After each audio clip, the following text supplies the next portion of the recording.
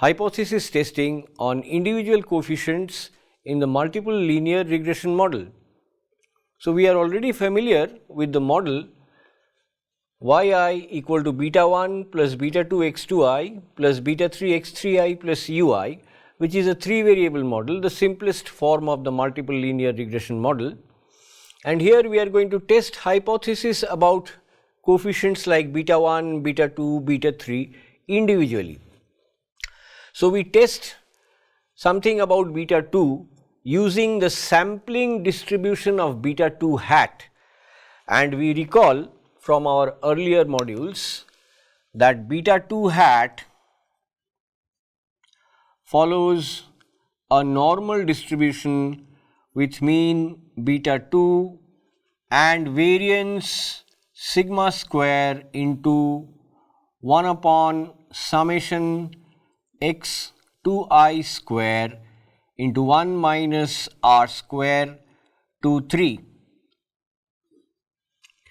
So, this is one important information on the basis of which we will test hypothesis about beta 2. Supposing we have the null hypothesis H naught beta 2 is equal to some specified beta 2 naught. So, this is like beta 2 equal to 1, beta 2 naught may have a value 1, the general format is beta 2 naught, and the alternative hypothesis is H1 beta 2 is not equal to beta 2 naught. So, let us see how we go about testing this hypothesis. Now, if the null hypothesis is true, then beta 2 hat will follow a normal with mean beta 2 0. So, that specified value will become beta 2 0, and therefore, from the properties of the normal distribution we can write under H naught, that means if the null is true, beta 2 hat follows normal with mean beta 2 0 and the same variance as we already seen, so that we can convert this to a standard normal variable, that is beta 2 hat minus beta 2 comma 0 divided by sigma square into 1 upon summation x 2I square I 1 minus r square to 3 and whole square. So, that is the square of a standard normal variable. Without the square and with the square root in the denominator, what we have is a normal variable with mean 0 and unit standard deviation. So, if we square the denominator and the numerator, then we have the square of a standard normal variable which is a chi-square with 1 degree of freedom. That is a chi-square with 1 degree of freedom. Another important information that we use is also from this regression, the residual sum of squares divided by sigma square follows a chi-square with n minus 3 degrees of freedom independent of this chi-square 1 above. So, we have two chi-squares, one with degrees of freedom equal to 1, the second one RSS by sigma square with n minus 3 degrees of freedom, and we use a fundamental result that the ratio of two independent chi-squares each divided by its respective degree of freedom gives us an F distribution. So, beta 2 hat minus beta 2 0 square divided by sigma square upon summation x 2I square into 1 minus r square 2 3, that is the chi-square with 1 degree of freedom. This whole thing divided by RSS, the residual sum of squares, by sigma square divided by n minus 3, that is basically chi square 1 divided by chi square n minus 3 divided by n minus 3, which gives us the F distribution with degrees of freedom 1 and n minus 3. So, it is with this test statistic that we will test the hypothesis H naught beta 2 equal to 0 against the alternative hypothesis beta 2 not equal to 0, and we will convert it into a t distribution, which makes the test very simple.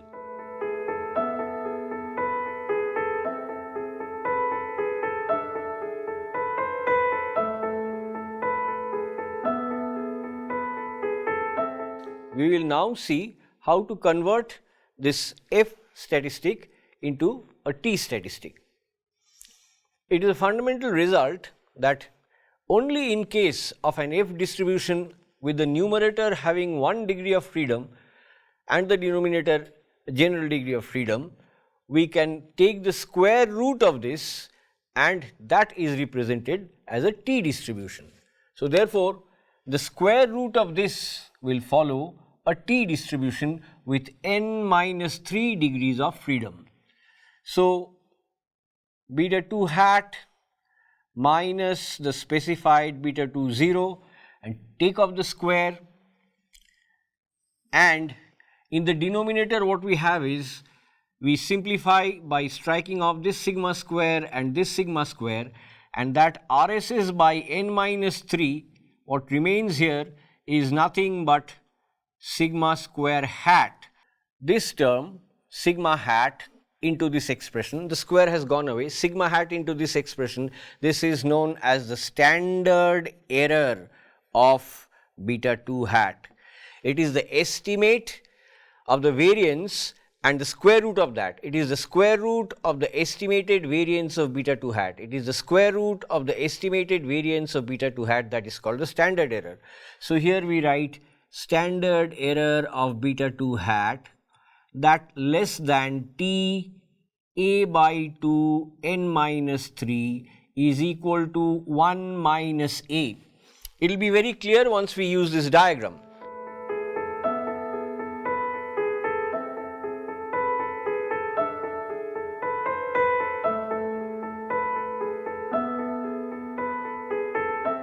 So, we have two goal posts, and to the right of this goal post the probability is a by 2, or to be more specific we can write 100 into a by 2%. Similarly, to the left of this goal post probability is 100 into a by 2%. So, if a is 5, that means this is 2.5%, this is also 2.5%, and this we denote as T a by 2 comma n minus 3, and because of symmetry of the T distribution we denote this goalpost as minus T a by 2 n minus 3. So, what this probability statement says is very simple, that this test statistic will lie between these two goalposts with the probability 1 minus a.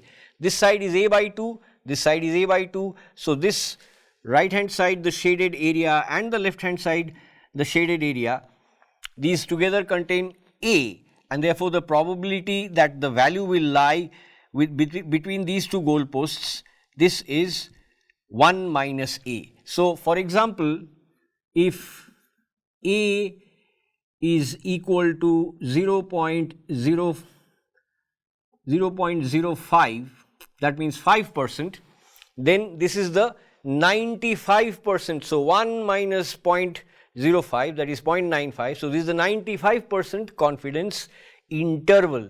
So, we can say with 95% surety that this test statistic must lie between these two goalposts. But if we observe it to be lying beyond these two goalposts, then we reject the null hypothesis, otherwise we accept it. So, what is the rule? The rule is we reject H naught at the A percent, or actually 100 into A percent, 100 into A percent level of significance if the calculated value of this t, this is a t statistic. So, if the calculated value of t calculated exceeds modulus of ta by 2 n minus 3, that means if it is either greater than this or less than this. So, if it exceeds mod t a by 2 with n minus 3 degrees of freedom. So, the decision rule is we reject the null hypothesis at the specified level of significance if the calculated test statistic exceeds, this is called the critical value, and these regions are called the critical regions. So, if this falls in the critical region, that means if it exceeds the critical value, then we reject the null hypothesis, because this t statistic is based on the null hypothesis. If this is true, then beta 2 hat minus beta 2 comma 0 divided by standard error of beta 2 hat will with 95% confidence lie between these two limits. So, that is very simple. Just compute the t statistic and compare it with the critical values. Now, we will go on to some more tests about a single coefficient, but before that please note that because we have two goalposts here, it is called a two-tailed test.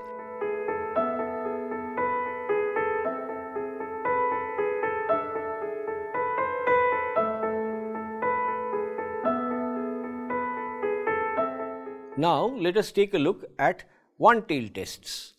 The null hypothesis is as earlier H naught beta 2 equal to beta 2 naught, but the alternative hypothesis is now beta 2 greater than beta 2 naught, and we know that we will use the test statistic beta 2 hat minus beta 2 0 divided by standard error of beta 2, which follows a t distribution. So, how does this get reflected in the t distribution?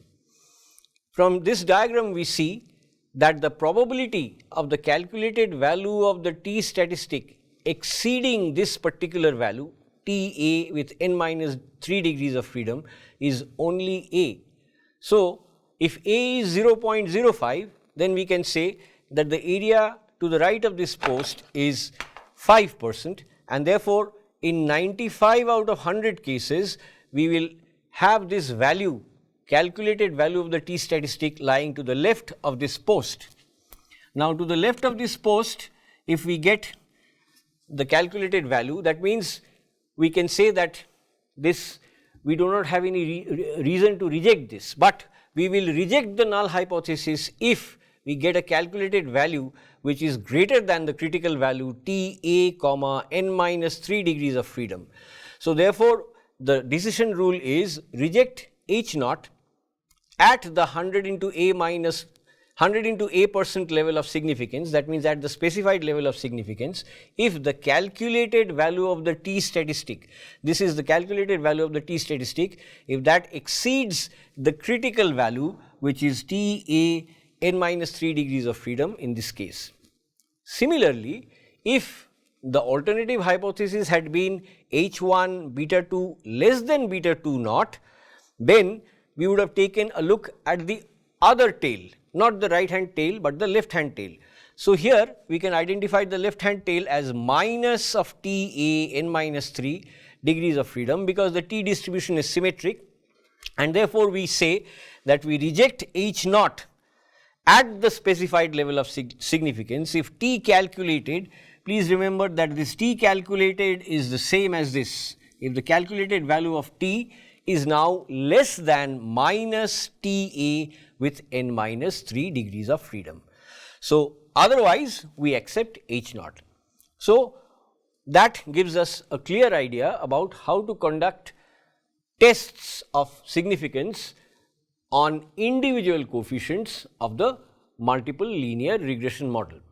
After this, we will take a look at the p-value approach, which is another approach. It is an equivalent approach. seemingly different but equivalent approach to testing of hypothesis. So, now we will take a look at the p-value approach to testing of hypothesis.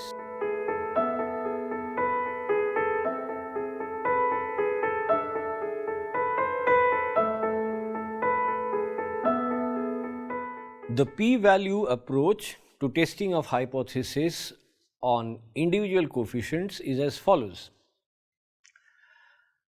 We already saw that beta 2 hat minus beta 2 0 divided by standard error of beta 2 hat is the calculated value of the t statistic.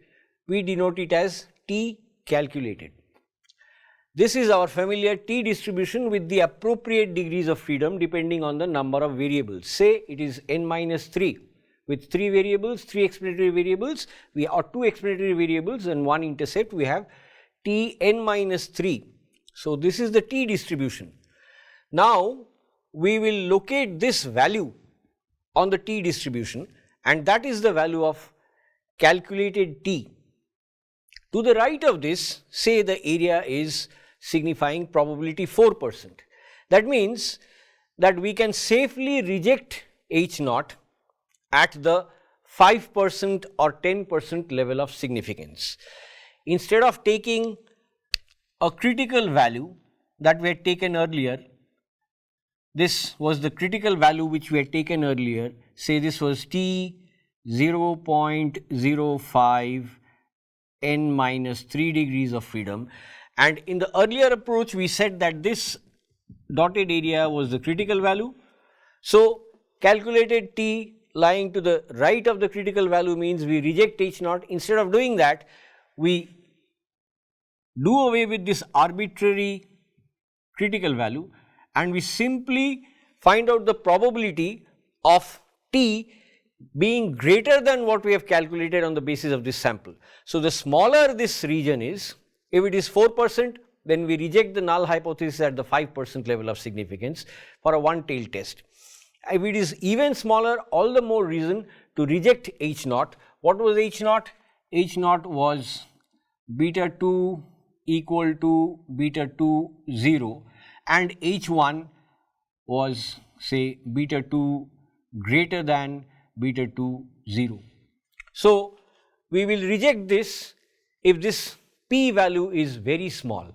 So, if it is less than 4%, then there is all the more reason that we reject this. So, we can see that although apparently it is an alternative approach, the two approaches are equivalent. So, that, dear students, is the p-value approach to testing of hypothesis.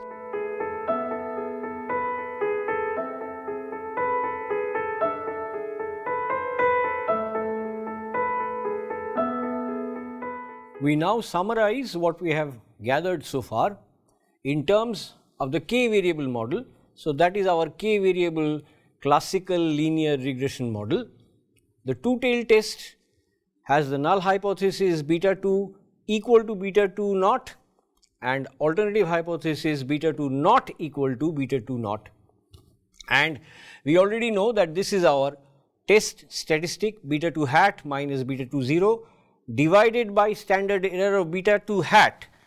However, one thing needs to be kept in mind, that is the standard error, which is the square root of the estimated variance of beta 2 hat, is now sigma square hat, that is RSS divided by n minus k. Sigma square hat will be RSS divided by n minus k instead of n minus 3, and the pure x2i square will be 1 upon, that is pure x2i square is x2i square, the residual when x2i is regressed on x3, x4 up to xk. That was the concept. So, when x2 is regressed on all other variables x3 up to xk, then the residue that is obtained is pure x2i square. So, that is the difference between the test statistic of the k variable model and that of the 3 variable model.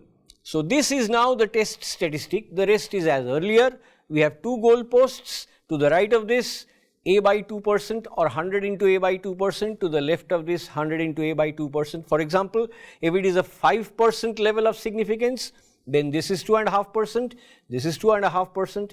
So, we reject the H naught, we reject beta 2 equal to beta 2 naught if our calculated value of the test statistic, that is T calculated, if it either goes to the right of this post or comes to the left of this post, that is, it is exceeding the modulus of T a by 2 n minus k. Otherwise, we accept H naught. Similarly, for the one tail test, we use again the same test statistic, only now it is a one tail test. So, we reject H naught if the calculated value of T is to the right of T a with n minus 3 degrees of freedom, because to the right of that the probability is small. So, we should have a value which comes to the left of this. If we go to the right of this, then we have reason to suspect the null hypothesis. Here also, if we are either to the right of this post or to the left of this post, then we have reason to suspect the null hypothesis, which is why we reject H naught. Otherwise, we accept H naught at the appropriate level of significance.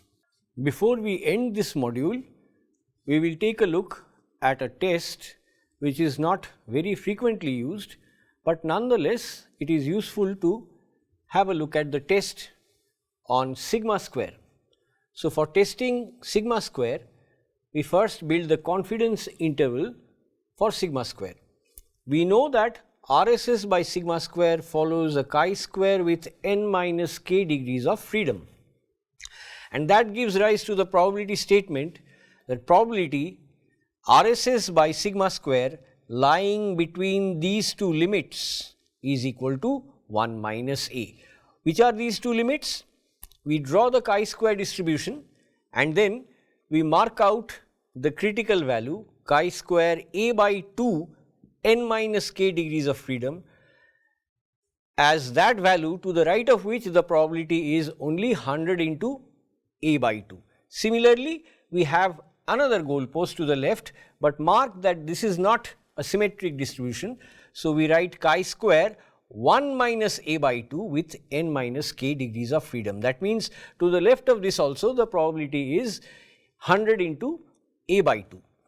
And so, with these two goalposts once again, what we can say is we can test sigma square having a particular value sigma square naught against H1 sigma square not having that value. By now, you would have understood that because we have two goalposts is a two-tailed test, and so the alternative hypothesis is not greater than or less than, it is not equal to. So, what do we make out of this? In 95 out of 100 cases, the value of RSS by sigma square, putting sigma square equal to sigma naught square. So, in 95 out of 100 cases, this value of the test statistic, when we put sigma naught here, it should lie between these two goalposts, and therefore, we will reject H naught if our calculated value does not lie between these two posts. So, simple, the decision rule is we reject H naught at the 100 into a% level of significance if the calculated value this under H naught, if the calculated value RSS by sigma square hat, that means I am repeating RSS by sigma square, where this sigma square is given this value sigma square naught. So, if this value RSS by sigma square naught, if this does not lie between this interval, then we will reject the null hypothesis, that is, we will reject sigma square equal to sigma square naught, otherwise we will accept it. So, this is another example of a two-tailed test which is not used very frequently. Similarly, we can modify it for a one-tailed test. Only thing that we do is we now ignore this, and this will not be a by 2, this will be simply a. So, we will reject it if the calculated value lies to the right of this post.